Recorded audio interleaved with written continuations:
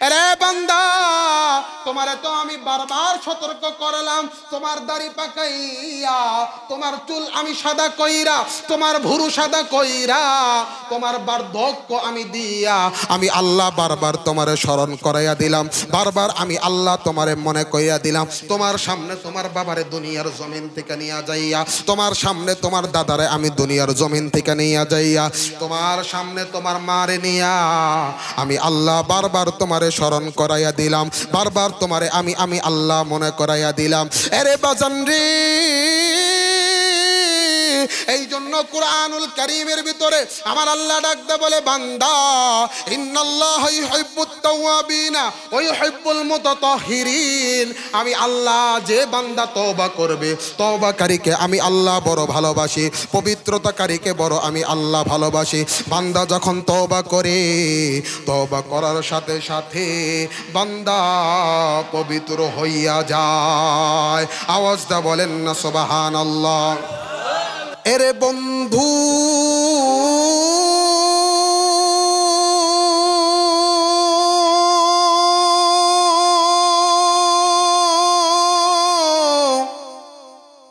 আজ থেকে আরো ১৫০০ বছর আগে আমার আল্লাহ এই জিকির নামক কোরআনকে আমার আল্লাহ দুনিয়ার জীবনে, দুনিয়ার জমিনে আল্লাহ তাআলা নাজিল কইরা আমার আল্লাহ তাআলা तमाम পৃথিবীর মানুষকে জানায়া দেয়, এ বন্ধু কোনো দিকে কোনো নজর নাই, গভীর মনোযোগ হয়া চাই আমার বন্ধুগণ, আমার ভাইরা রে, আমার আল্লাহ রব্বুল আলামিন এই কোরআন নামক, এই জিকির নামক কোরআনকে নাজিল কইরা, এই জিকির নামক কোরআনকে আল্লাহ তাআলা तमाम পৃথিবীর উপর নাজিল কইরা নবী মুহাম্মদের উপর আল্লাহ তাআলা এই কোরআন দিয়া, এই কোরআনুল কারীমের ২৮ নম্বর পারার সূরাতুত তাহরিমের ৮ নম্বর আয়াতের ভিতরে আমার আল্লাহ ডাক দা বলে, দুনিয়ার মানুষ আমি আল্লাহ তোমারে ঘোষণা করে দিলাম, আমি আল্লাহ তোমারে জানাইয়া দিলাম, তুমি একমাত্র তওবা করবা, একমাত্র মাফ চাবা আমি আল্লাহর কাছে। আমার আল্লাহ ডাক দা বলে, আরে যুবক বন্ধু,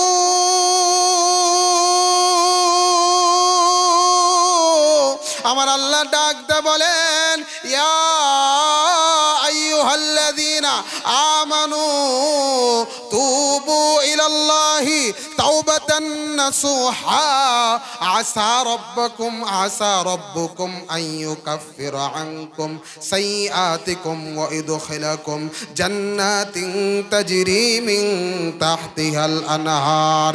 হে বন্ধু, আল্লাহ রব্বুল আলামিন আজ থেকে আরো ১৫০০ বছর আগে এই কোরআন নামক কিতাবের ভিতরে আমার আল্লাহ ডাকদা বলে, এই দুনিয়ার মানুষ শুনে রাখো, ইয়া আইয়ুহাল্লাযীনা আমানু, হে ঈমানদাররা শোনো, হে বিশ্বাসীগণরা তোমরা শোনো, আমি আল্লাহ তোমারে জানাইয়া দিলাম, আমি আল্লাহ তোমারে ঘোষণা করে দিলাম, তুবু ইলাল্লাহি তাওবাতান নাসুহা, আমি আল্লাহর কাছে তওবা করো, আমি আল্লাহর কাছে মাফ চাও। খাঁটি দিলে তওবা বান্দা যখন করবা, কেমন তওবা করবা সেই কথাও আমার আল্লাহ জানাইয়া দিয়েছেন। আমার আল্লাহ ডাকদা বলে, বন্ধু তুবু ইলাল্লাহি তাওবাতান নাসুহা, ১ নাম্বার খাঁটি তওবা করতে হবে, খালিস দিলে তওবা করতে হবে। আমার আল্লাহর কাছে যদি মাফ চাও, আমার বন্ধুগণ, আমার ভাইরা রে, আমার আল্লাহ ডাকদা বলে, বান্দারে তোমার গুনাহ যদি সমুদ্র ফেনা পরিমাণ থাকে, তোমার গুনাহ যদি সমুদ্র ফেনার চাইতেও বেশি থাকে, তুমি যখন আমি আল্লাহর কাছে মাফ চাইবা, আমার বাজান রে, আমার আল্লাহ ডাকতে বলেন, এ দুনিয়ার মানুষ, তুমি যখন আমি আল্লাহর কাছে নিজের গুনার কথা মনে কইরা, নিজের গুনার কথা স্মরণ কইরা, নিজের পাপের কথা স্মরণ কইরা, তুমি যখন আমি আল্লাহর কাছে মাফ চাইবা, আমি আল্লাহর কাছে তওবা করবা, আমি আল্লাহ ঘোষণা করে দিলাম, আমি আল্লাহ আমি আল্লাহ তোমারে জানাইয়া দিলাম, সমুদ্র ফেনা পরিমাণ যদি তোমার গুনাহ থাকে, আমি আল্লাহ সব গুনাহ তোমারে মাফ কইরা তোমারে জান্নাতি খেতায় তোমার নাম জান্নাতি লিস্টে লিখে দিব। আওয়াজ দা বলেন না সুবহানাল্লাহ, আর জোরে বলেন না সুবহানাল্লাহ। আমার বাজান রে, আমি আপনি জীবনে এমন কোন গুনাহ নাই করি নাই, নিজের হাতের দ্বারা এমন কোন গুনাহ নাই করি নাই, নিজের পায়ের দ্বারা এমন কোন গুনাহ নাই যে করি নাই। এ বন্ধু, গুনাহ করতে করতে করতে করতে গুনাহে জর্জরিত হইয়া গেছি। এই গুনাহ নিয়ে যদি কবরে যাই, কবর কিন্তু বন্ধু তোমার আমার পরিচয় জানবে না, কবর কিন্তু তোমার আমার পরিচয় মানবে না। কবর চিনে যে ভালো আমল করে, এই জন্য আল্লাহর নবী বলেন কবর হইতে জান্নাতের বাগান হবে, না হয়তো কবর জাহান্নামের গর্ত হবে। এ বন্ধু, কবর যদি জান্নাতের বাগান বানাইতে চাই, দুনিয়ার জমিনে সবচাইতে সুন্দর আমল তোমার আমার করে যেতে হবে। আর কবর যদি জান্নাত জাহান্নামের গর্ত বানাইতে চাই, আমল না করলে বন্ধু তুমি একটু চিন্তা করে দেখো, দুনিয়ার সাধারণ রোদ তোমার সহ্য হয় না, মাথার উপরে একটু সূর্য উঠলে আমার বাজানরি ছাতা ছাড়া তোমার কাজ হয় না। এ বন্ধু, একটু চিন্তা করে দেখেন, একটু সামান্য রোদ উঠলেই আপনার ছাতা লাগে, আপনার কত কিছু লাগে। এ বন্ধু, কবরের ভিতরে যদি আপনাকে রাখা হয়, আপনার আমার আমল নামা যদি ভালো না হয়, এবার কবরের ভিতরে ধরা খাইয়া যাইব, কবরটা জাহান্নামের গর্ত হইয়া যাইবে। আওয়াজটা বলেন কথা ঠিক না বেঠিক? আল্লাহ নবীর সাহাবী হযরত উসমান রাদিয়াল্লাহু তাআলা আনহু, আমার বন্ধুগণ, আমার ভাইরা রে, আল্লাহর নবী হযরত উসমান রাদিয়াল্লাহু তাআলা আনহুকে এই দুনিয়ার জমিনের ভিতরে সুসংবাদ জানাইয়া দিছে, জান্নাতের সুসংবাদ আল্লাহর নবী হযরত উসমানকে জানাইয়া দিছে। কিন্তু তারপর হযরত উসমান রাদিয়াল্লাহু তাআলা আনহু কবরের কথা এত পরিমাণ চিন্তা করতেন, আর কবরের কথা মনে হওয়ার সাথে সাথে হযরত উসমান রাদিয়াল্লাহু তাআলা আনহুর চোখ দিয়া জর্জর করে পানি বের হতে থাকতো, জর্জর করে টপ টপ করে পানি বের হইতে থাকতো। হযরত উসমান রাদিয়াল্লাহু তাআলা আনহুর বন্ধু একদিন হঠাৎ এক কবরের পাশ দিয়া যাচ্ছিলেন, তার সাথে তার গোলাম ছিল, তার খাদেম ছিল। হযরত উসমান যখন বন্ধু ওই কবরের পাশ দিয়া যাচ্ছিল, এবার হযরত উসমান কবরের পাশে দাঁড়াইয়া এবার বন্ধুরে কবরের দিকে তাকাইয়া হযরত উসমান রাদিয়াল্লাহু তাআলা আনহু চোখের পানি এবার ছেড়ে দিয়েছেন। হযরত উসমান রাদিয়াল্লাহু তাআলা আনহু চোখের পানি ছেড়ে আমার বাজান রে, চোখের পানি ছেড়ে কাঁদতে কাঁদতে হযরত উসমান এবার বেহুশ হইয়া জমিনের ভিতরে পইরা গেছে। এবার হযরত উসমান রাদিয়াল্লাহু তাআলা আনহুর হুশ যখন ফিরছে, এবার খাদেম ডাকতে বলে, হুজুর ও, একটা জিনিস আমি বুঝতে পারলাম না, একটা বিষয় আমার বুঝে আসলো না। এবার হযরত উসমান ডাকতে বলেন, আরে খাদেম রে, কি তোমার বুঝে আসলো না? কি তুমি বুঝতে পারলা না? এবার খাদেম ডাকতে বলে, হুজুর ও, আপনি হাসরের ময়দানের কথা শুনলে এমন করে কান্না করেন না, পুলসিরাতের কথা শুনলেও এমন করে কান্না করেন না, কিন্তু হুজুর গো, কবরের কথা শুনলে আপনি এমন করে কেন কান্না করেন? কান্না করতে করতে বেহুশ হইয়া পড়েন। এবার হযরত উসমান ডাকতে বলে, আরে দুনিয়ার মানুষ, আমি উসমান জানাইয়া দিলাম, আমি উসমান তোমাদেরকে বলে দিলাম, দুনিয়ার জমিন থেকে মানুষ যখন আখিরাতের জিন্দেগির পথে আসে, এ বন্ধু, তার জন্য প্রথম ঘাঁটি হচ্ছে কবর। বান্দা যদি কবরে ধরা খাইয়া যায়, বান্দা ধরা খাইতে খাইতে সব জায়গার ভিতরে ধরা খাইয়া যাবে। আওয়াজটা বলেন কথা ঠিক না বেঠিক?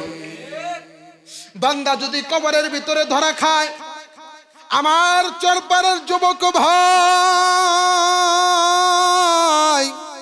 হযরত ওসমান রাদিয়াল্লাহু তাআলা আনহু বলেন, কবরের ভিতরে বান্দা যখন ধরা খাইয়া যাইবে, এই বান্দা পুলসিরাতের ভিতরে ধরা খাইয়া যাইবে, এই বান্দা হাসরের ময়দানে ধরা খাইয়া যাইবে, এই বান্দা ধরা খাইতে খাইতে এই বান্দার ঠিকানা সোজা জাহান্নামে হইয়া যাবে।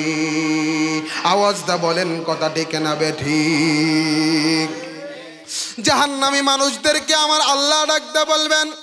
কুরআনুল কারীমের ভিতরে আমার আল্লাহ ডেকে ডেকে বলেন, খুযুহু ফাগুল্লু সুম্মাল জাহিম সাল্লু। আমার আল্লাহ ডাকতে বলবে, জাহান্নামী রে, তুমি আজকের এই একদিনের কারণে জাহান্নামী হও নাই, তোমার ধরা কবর থেকে শুরু হইয়া গেছে, কবরটা তোমার জাহান্নামের গর্ত হইয়া গেছিল, এই জন্য তুমি আজকে পুলসিরাতের ভিতরে ধরা খাইয়া গেছ, এই জন্য তুমি হাসরের ময়দানে ধরা খাইয়া গেছ, এই জন্য আমি আল্লাহ তোমার জন্য এবার জাহান্নামের পরোয়ানা জারি করে দিলাম। আমার আল্লাহ ফেরেশতাদের ডাকতে বলবেন, খুযুহু ফাগুল্লু সুম্মাল জাহিম সাল্লু।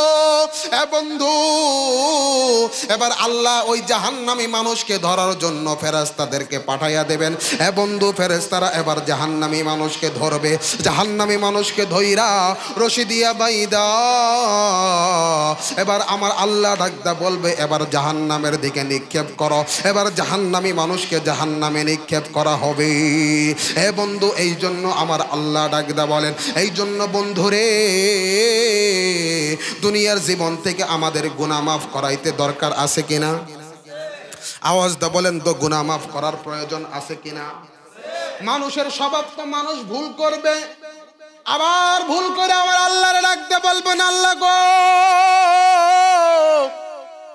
দীর্ঘ 40 বছর অপরাধ করছি, 60 বছর গুনাহ করছি, আল্লাহ তুমি আবার আমারে মাফ কইরা দাও, আমার গুনাহ মাফ কইরা দাও। কারণ আমার আল্লাহর একটা নাম হলো রহিম, আর একটা নাম হলো রহমান, আমার আল্লাহর নাম হলো গফুর। আমার আল্লাহ ডাকদা বলে, বান্দা আমার রহমান আর রহিম নাম ধইরা, গফুর আর গফফার নাম ধইরা বান্দা যখন তুমি দোয়া করবা, আমি আল্লাহ ঘোষণা করে দিলাম, সমুদ্র ফেনা পরিমাণ গুলা হলেও আমি আল্লাহ গুনাহ মাফ করে দিব। আওয়াজ দা বলা যাবে কিনা সুবহানাল্লাহ? একটু আরো আওয়াজ দা বলেন না সুবহানাল্লাহ। এই জন্য বাজান রে আমার চরপাড়ার যুবক ভাই,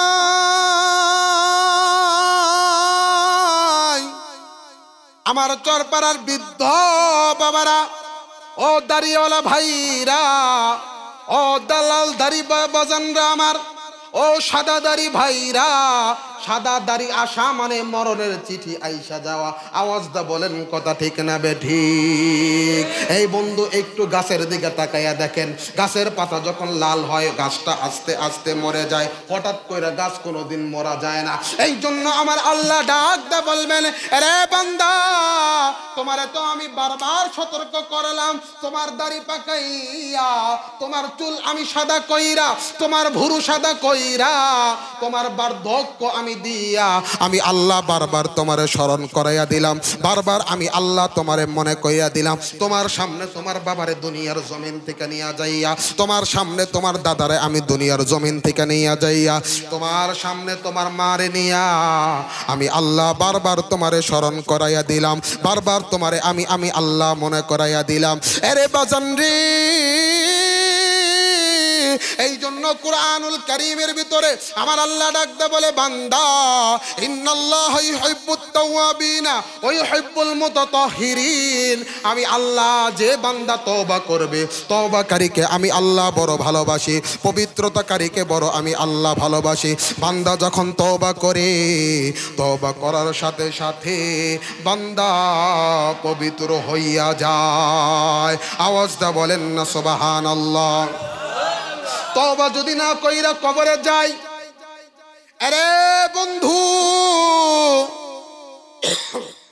একটু খেয়াল করে শুনেন, কোনো দিকে কোনো নজর নাই, তওবা না কইরা যদি কবরে যায়, কবরটা কিন্তু জাহান্নামের গর্ত হইয়া যাইবে। আমার বন্ধুরে, এই জন্য আমার আল্লাহ ডাকদা বলে, বান্দারে তুমি তওবা করো। কেমন তওবা করবা? আমি আল্লাহ জানাইয়া দিলাম, তাওবাতান নাসুহা, পরিপূর্ণ তওবা করতে হবে। খাঁটি দিলে আমি আল্লাহর কাছে মাফ চাইতে হবে। খাঁটি দিলে যদি তুমি আল্লাহ আমার কাছে মাফ চাও, সারা জীবন যত গুনাহ করছো, দুনিয়ার জীবনে যেমন আমি আল্লাহ গোপন রাখছি, আখিরাতে গোপন রাইকা জান্নাতি বানাইয়া দিব। আওয়াজ দা বলেন না সুবহানাল্লাহ। আখিরাতের ময়দানে যদি গুনাহ প্রকাশ হইয়া যায়, আমার বাজানরি, আখিরাতের জমিনে যদি গুনাহ প্রকাশ হইয়া যায়, তোমার হাত আমার হাত আমার তোমার বিরুদ্ধে সাক্ষী দিতে থাকবে, পা আমার তোমার বিরুদ্ধে সাক্ষী দিতে থাকবে। যে জমিনের উপর দাঁড়াইয়া গুনাহ করছে, ওই জমিন তোমার আমার বিরুদ্ধে সাক্ষী দিতে থাকবে। এই জন্য বন্ধু আমার, বাজান আমার, এই জন্য খালেস দিলে তওবা করতে হবে, খাঁটি দিলে তওবা করতে হবে। খাঁটি দিলে তওবা করে যে আমার আল্লাহ তার গুনাহ মাফ করে দেয়। আওয়াজটা বলেন না সুবহানাল্লাহ। আমার বন্ধুগণ, আমার ভাইরা, আমার বনি ইসরাইলের জামানার কথা, খাঁটি দিলে তওবা করলে দেখেন আমার আল্লাহ কেমন কইরা তার গুনাহ গোপন রাইখা কেমন করে জান্নাতের সুসংবাদ দিয়া দেয়। পয়গম্বর মুসা আলাইহিস সালামের জামানার কথা রে বন্ধু। এরে যুবক ভাই, পয়গম্বর মুসা আলাইহিস সালামের জামানায় হঠাৎ করে মানুষের গুনার কারণে আমার আল্লাহ এবার বৃষ্টি বন্ধ করে দিল।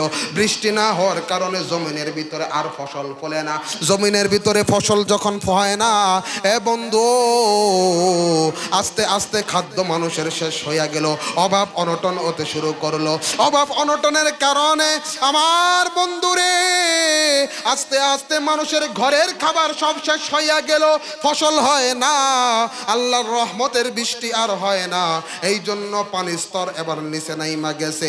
এ বন্ধু, গবাদি পশুগুলা না খাইয়া রইছে।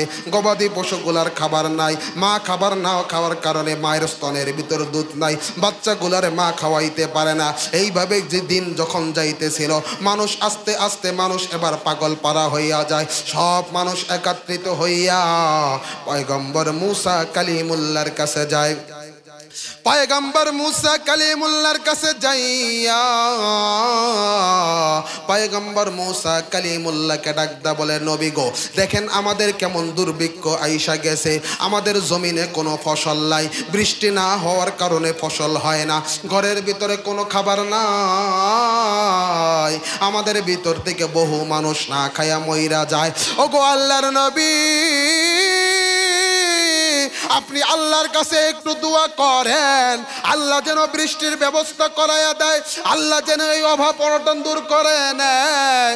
বন্ধু, আল্লাহ যেন এই অভাব অনটন সরাইয়া নেয়, আল্লাহ যেন এই দুর্ভিক্ষ আমাদের কাছ থেকে হটাইয়া নেয়। এবার পয়গম্বর মুসা কালিমুল্লাহ ডাকদা বলে, শোনো,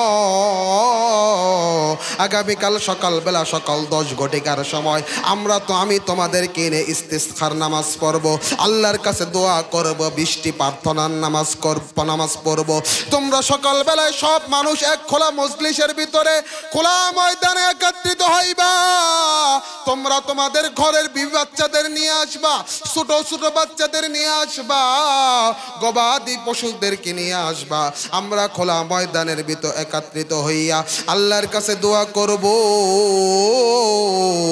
আল্লাহর কাছে দোয়া করব, আল্লাহ যেন বৃষ্টির ব্যবস্থা করে দেয়। আমার বন্ধুগণ, আমার ভাইরা আমার, এবার পয়গম্বর মুসা কালিমুল্লাহ ডেট জানাইয়া দিলেন। পরের দিন সকালবেলায় সব মানুষ একত্রিত হইল, খোলা ময়দানের ভিতরে একত্রিত হইল। সকলেই যার যার প্রয়োজনীয় জিনিস ছিল, যার যার প্রয়োজনীয় আত্মীয় স্বজন ছিল, যত স্ত্রী ছিল, বন্ধু বান্ধব ছিল, সকলে একত্রিত হইয়া ইস্তিসখার নামাজ 2 রাকাত আদায় কইরা এবার সকলে একত্রিত হইয়া আমার বাজান রে আমার আল্লাহর কাছে দোয়া করতে লাগলো। এবার পয়গম্বর মুসা কালিমুল্লাহ সব মানুষদেরকে নিয়ে দোয়া করে, কিন্তু বৃষ্টি আসে না। আরো রোদের তাপটা আরো দ্বিগুণ হইয়া যায়, রোদের তাপটা আরো প্রখর হইয়া যায়। রোদের তাপ যখন প্রখর হয়, তাদের ভিতর থেকে কয়েকজন নেতা এবার দাঁড়াইয়া ডাক দা বলে, পয়গম্বর বৃষ্টি আসার বদলে রোদের তাপ আরো প্রখর হচ্ছে। এবার পয়গম্বর মুসা কালিমুল্লাহ ডাক দা বলে, আমার উম্মতেরা রে,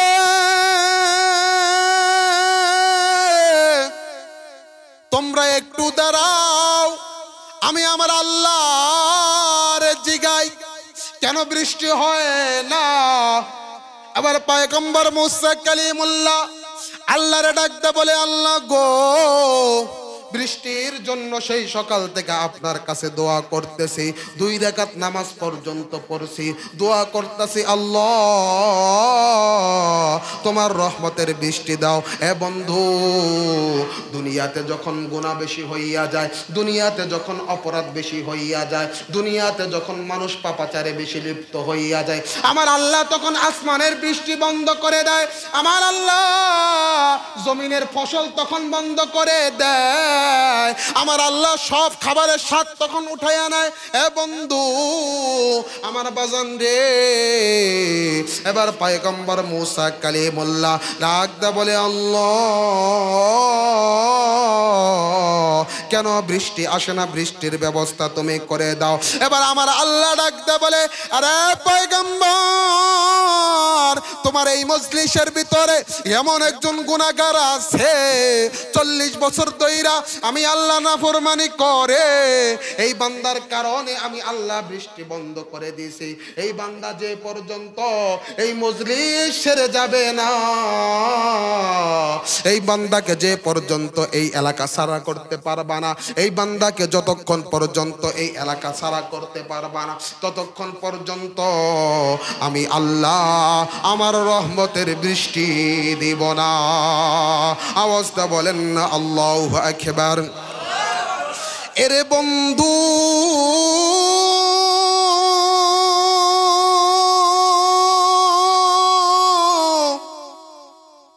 এবার পয়গম্বর মুসা কালিমুল্লাহ এবার উঁচা একটা টিলার উপর দাঁড়াইয়া ডাক দা বলো, এ আমার উম্মতেরা রে, কেন বৃষ্টি হয় না এই কথা আমার আল্লাহ আমারে জানাইয়া দিছে। এই মজলিসের ভিতরে এমন একজন গুনাহগার আছে, 40 বছর ধরে আমার আল্লাহর নাফরমানি করে, 40 বছর ধরে আমার আল্লাহর গোলামি থেকে অবাধ্যতা করে, 40 বছর ধরে গুনাহ করে। এই 40 বছরের গুনাহগারের কারণে আমার আল্লাহ বৃষ্টি দেয় না, এই জন্য আমার আল্লাহ দোয়া কবুল করে না। এই বান্দা যে পর্যন্ত এই মজলিস থেকে বের হবে না, ওই পর্যন্ত আমার আল্লাহ তার দোয়া কবুল করবে না, ওই পর্যন্ত আমার আল্লাহ আমাদের দোয়া কবুল করবে না। এবার পয়গম্বর মুসা কালিমুল্লাহ ডাক দা বলে, ওরে আল্লাহর বান্দা, কে আসো এই মজলিসের ভিতরে, ওই 40 বছরের গুনাহগার, তোমার কানে যদি আমি মুসার খবর পৌঁছে যায়, তোমার কানে জানে যদি আমি মুসার কথা পৌঁছে যায়, আমি পয়গম্বর মুসা কালিমুল্লাহ ডাক দা বললাম, মজলিস ছেড়ে দাও, এই মজলিস ছেড়ে তুমি চলে যাও।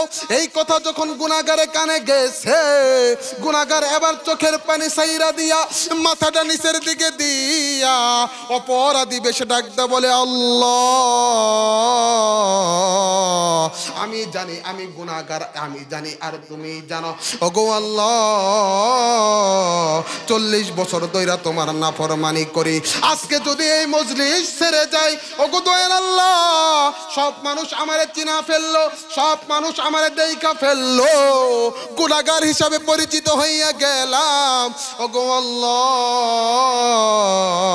40 বছর যেমন তুমি আমার গুনাহ গোপন রেখেছ, আজকে আমি খালেস দিলে তওবা করলাম, আজকে আমি খাঁটি তওবা করলাম, আর কোনোদিন গুনাহ করব না। আওয়াজ দা বলেন না সুবহানাল্লাহ।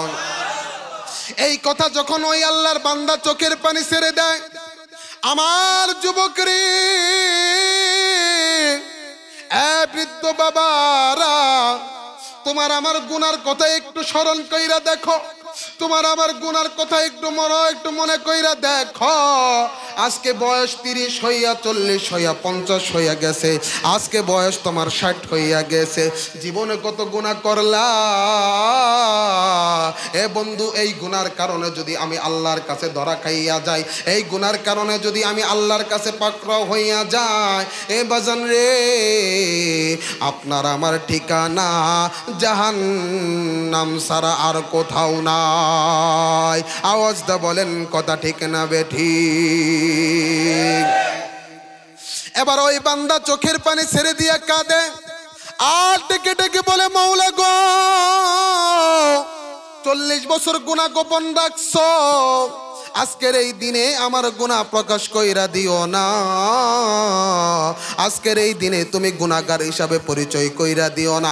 আল্লাহ তুমি আমার গুনাহগুলা মাফ কইরা দাও, আমি বান্দার গুনাহ মাফ কইরা দাও, আমি বান্দার গুনাহ ক্ষমা কইরা দাও।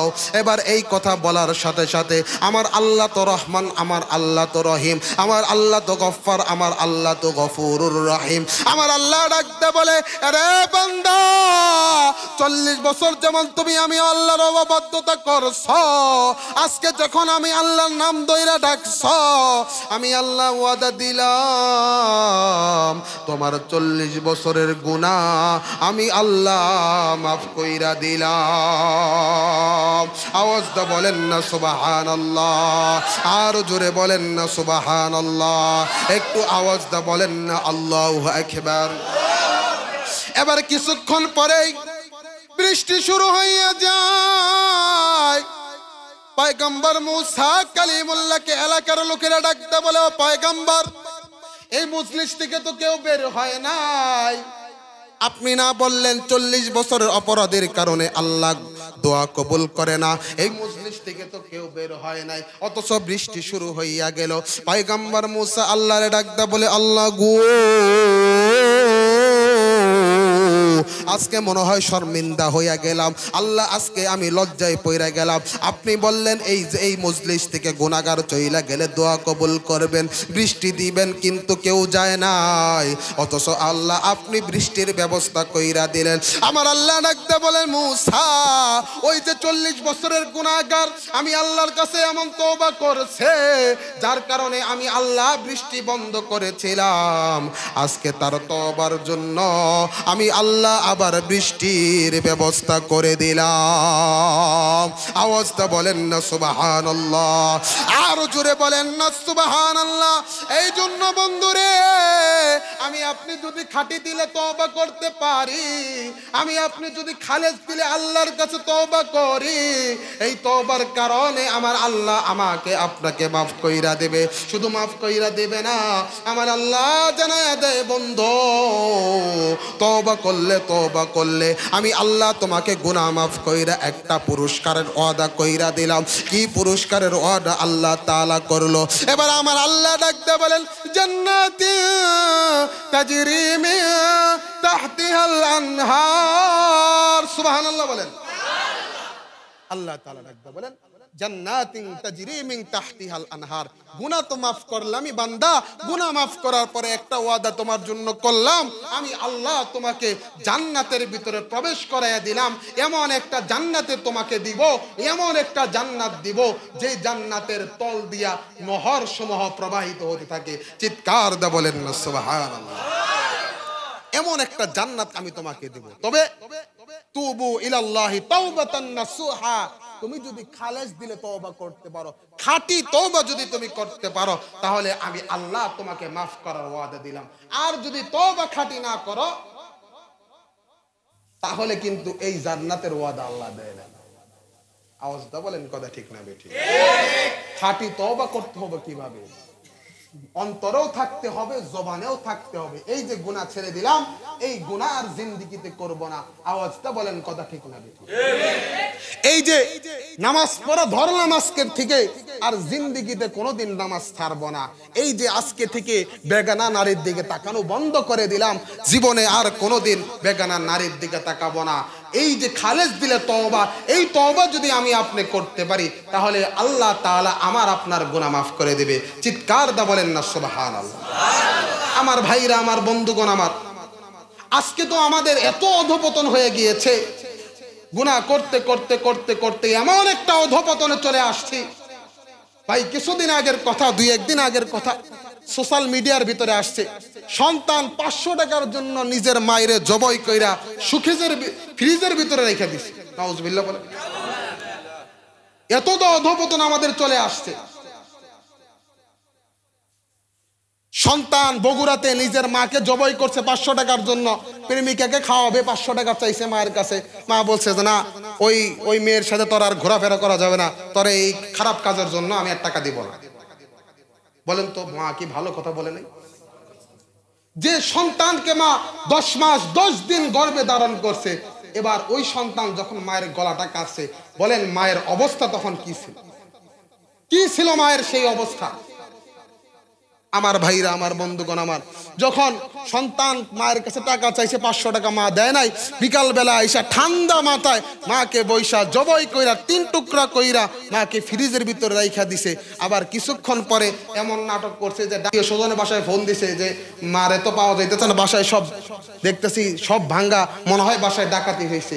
এবার পুলিশ আসছে, র্যাব আসছে, এবার ঘটনা উদ্ঘাটন করতে করতে দেখে সন্তান নিজের মায়ের হত্যা করছে। নাউজুবিল্লাহ। এমন কুলাঙ্গার সন্তান না হওয়ার চাইতে নিঃসঙ্গ থাকা সারা জীবন ভালো। আওয়াজটা বলেন, কথা ঠিক না বেঠিক? এই যে আমাদের একটা অধপতন, এই অধপতনের মূল হলো আমরা আল্লাহর কাছে মাফ চাইতে পারি না, তওবা করতে পারি না। আমার ভাইরা রে, তওবা যদি খালেস দিলে করি, অবশ্যই আল্লাহ তাআলা আমার আপনার জীবনের সব গুনাহ মাফ করে দেবে। চিৎকার দা বলি না সুবহানাল্লাহ। এই জন্য শুধু তওবা করলেই হবে না, তওবাটা খালেস দিলে করতে হবে। তওবাতান নাসুহা, খাঁটি তওবা করতে হবে। খাঁটি তওবা যদি করতে পারি, খাঁটি দুধের যেমন দাম আছে, খাঁটি তওবার তেমন দাম আমার আল্লাহর কাছে আছে। চিৎকার দা বলেন না সুবহানাল্লাহ। এবার বলেন তো, দুধের ভিতরে যদি পানি মিশানো থাকে, ওই দুধ আপনি কিনবেন বাজার থেকে? একটা আপনার অগোচরে ভিজায় পানি দেয়, সেটা ভিন্ন বিষয়। আপনি জানেন এই লোক দুধে পানি মিশায়, আপনি তো নিজেও কিনবেন না, আশেপাশে যে আছে তাকেও সতর্ক করে দেবেন, এই অমকের দুধ কিনো না, অমকের দুধে কিন্তু পানি মেশায়। আমার আপনার গুনাহ, আমি আপনি যদি খালেস দিলে তওবা না করতে পারি, খাঁটি তওবা না করতে পারি, ওই আমার আল্লাহ ওই ভেজাল যুক্ত তওবা কোনোদিন কবুল করবে না। আওয়াজটা বলেন, কথা ঠিক না বেঠিক? এরে বন্ধু,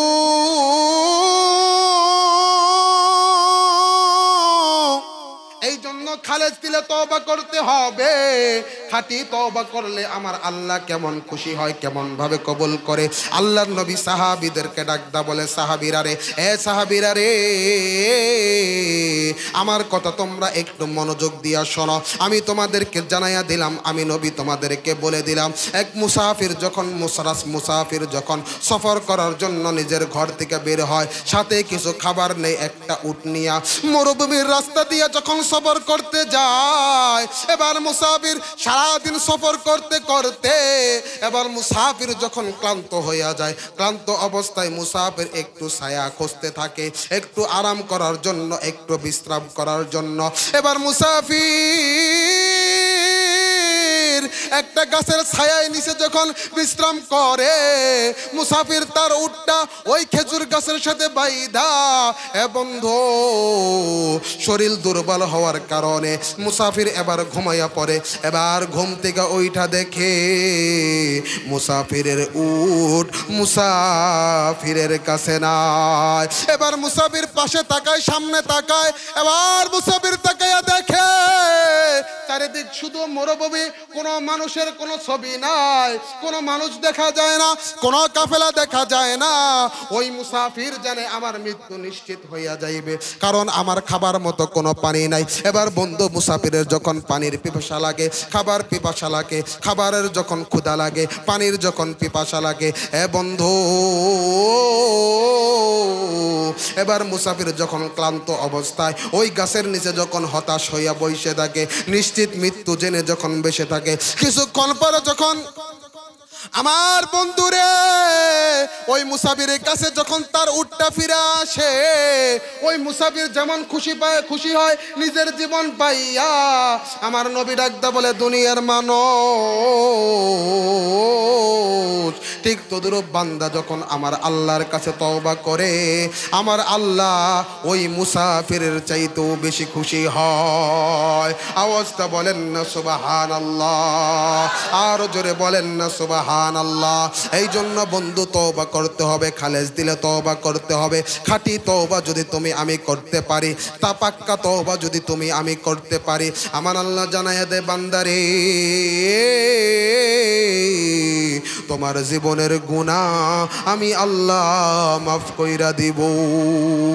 আওয়াজটা বলেন না সুবহানাল্লাহ, আর জোরে বলেন না সুবহানাল্লাহ। এই জন্য বন্ধু আমার, ভাইরা আমার, খালেস দিলে তওবা করার জন্য রাজি আছে কে কে? হাত তুলে আল্লাহরে দেখান, আরো জোরে হাত তুলে আল্লাহরে দেখান। এই খালেস দিলে তওবা করতে কে কে রাজি আছে? দুই হাত তুলে আল্লাহরে দেখান।